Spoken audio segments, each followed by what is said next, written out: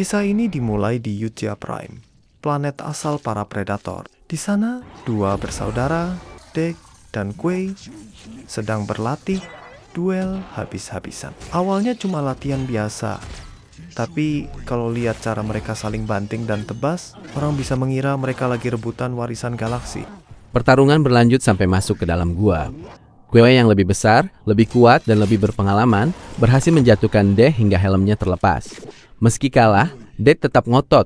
Ia punya satu mimpi besar, membuktikan bahwa dirinya pantas disebut predator sejati seperti ayah mereka. Sayangnya, Kuei merasa adiknya terlalu keras pada dirinya sendiri.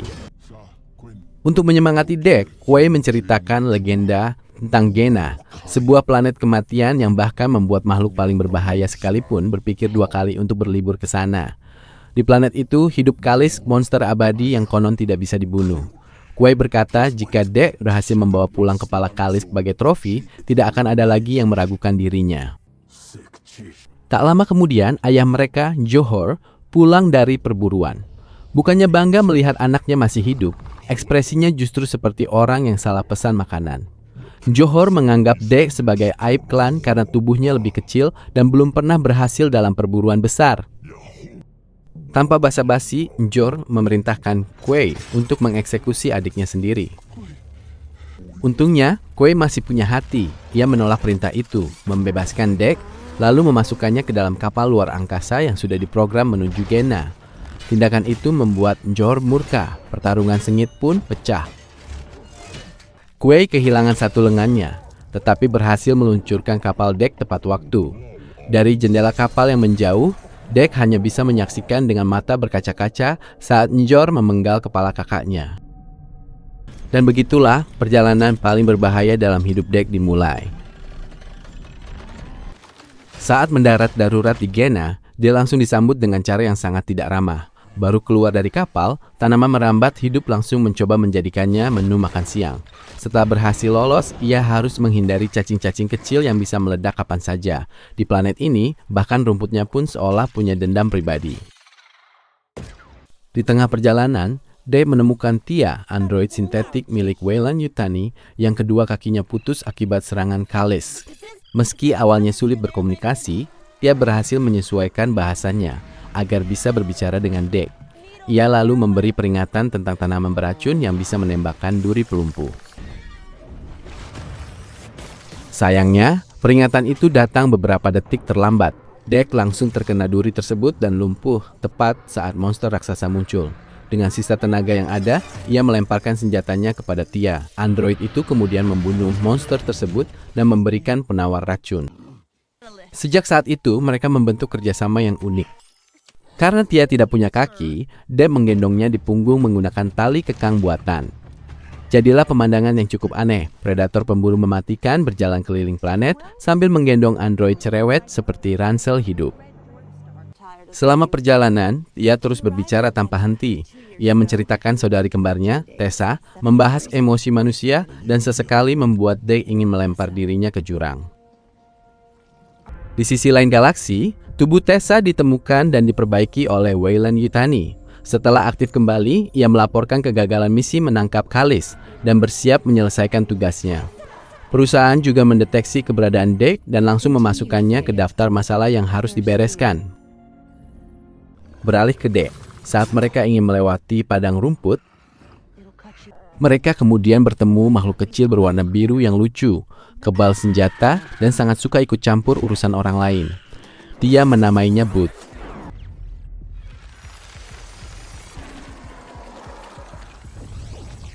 Setelah berhasil mengalahkan monster badak, Dek kembali harus melawan monster yang mirip gurita. Saat Dek dan Tia hendak dihap oleh monster, Dek diselamatkan oleh Boot.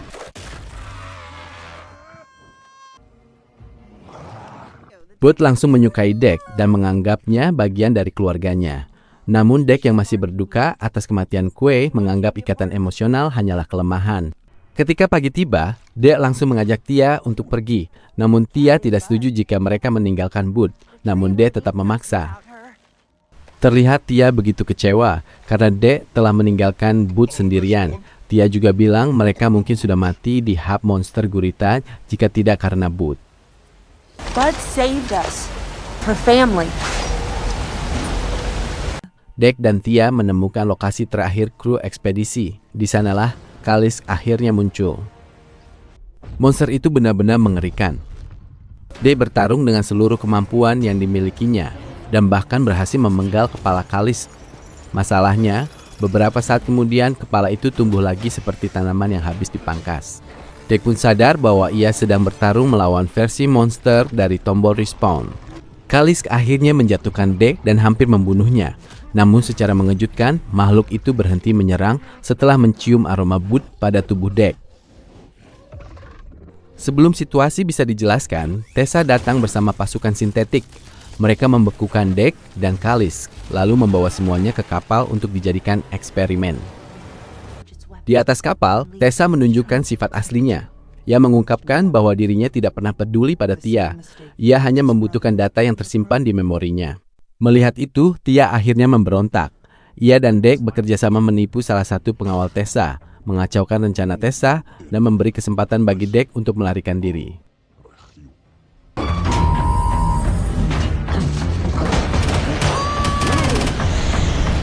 Dek kemudian mengumpulkan semua benda berbahaya yang dibawanya dari Gena. Racun, tanaman mematikan, serangga berbahaya, pokoknya seluruh isi planet yang normalnya dihindari orang waras. Saat kabur, Dek menemukan Boot berdiri di jejak kaki Kalisk. Disitulah ia menyadari kebenaran yang mengejutkan. Kalisk bukan sekadar monster. Kalisk adalah ibu Boot. Untuk pertama kalinya, Dek benar-benar menerima ikatan yang telah terjalin di antara mereka. Ia menandai Boot sebagai anggota klannya sendiri. Kini mereka bukan lagi sekutu. Mereka adalah keluarga. Sebelum berangkat, Dek mengaktifkan sistem pelacak di bagian kaki Tia, yang langsung menuju ke lokasi Tia. Pertempuran besar pun meledak. Pasukan sintetik dihancurkan satu persatu.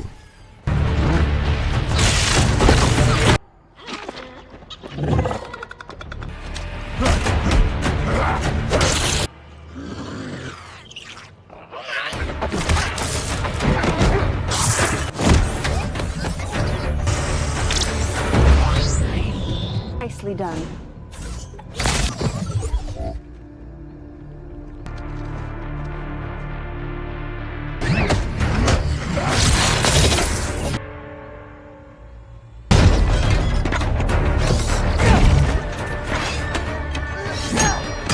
Tia berhasil diselamatkan.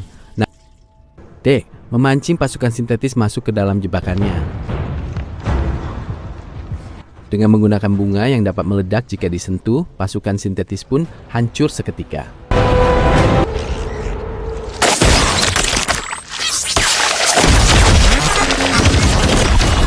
Tessa muncul dengan setelan mech tempur raksasa dan mulai membalikkan keadaan.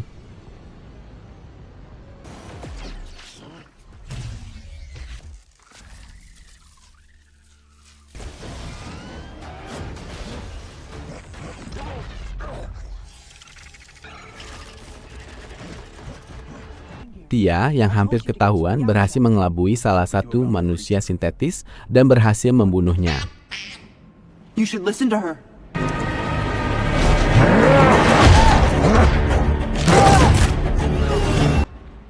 Untungnya Kalisk ikut mengamuk. Dengan bantuan Dek, Boot, dan Tia, monster raksasa itu berhasil menghancurkan mech Tessa hingga berkeping-keping.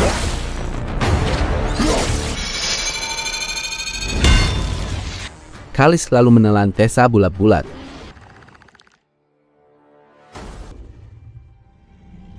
Masalah selesai? Tentu tidak. Karena dari dalam perut Kalisk, Tessa mengaktifkan senjata terakhirnya. Ledakan dahsyat pun terjadi dan membunuh Kalisk. Boot kehilangan ibunya. Sementara Tessa yang masih hidup mencoba membunuh Tia. Namun kali ini Dek tidak memberi kesempatan. Ia menusukkan tombaknya tepat ke tubuh Tessa.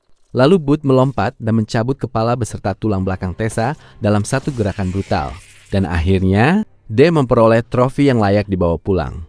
Sesampainya di Yautja Prime, Dek menantang ayahnya dan menuntut haknya sebagai pemburu sejati. Njor menolak dan memerintahkan para pengawal untuk membunuhnya. Dek menghabisi mereka dengan mudah sebelum berdua langsung melawan ayahnya.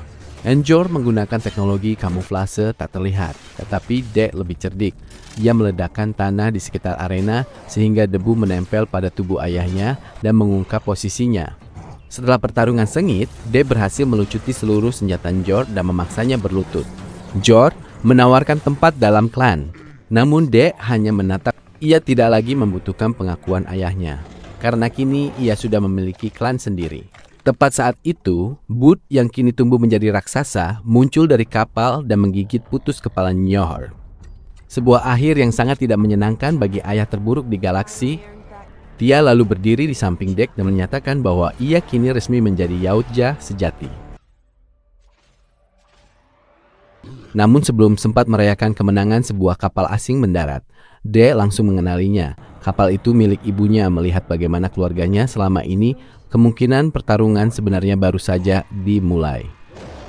Dari seorang predator yang dianggap gagal oleh ayahnya sendiri, Dek membuktikan bahwa kehormatan tidak ditentukan oleh kekuatan atau keturunan, melainkan oleh keberanian dan pilihan yang kita ambil. Setelah melewati planet paling mematikan di galaksi, menghadapi monster abadi, dan kehilangan orang-orang yang ia cintai, Dek akhirnya bangkit sebagai Yautja sejati.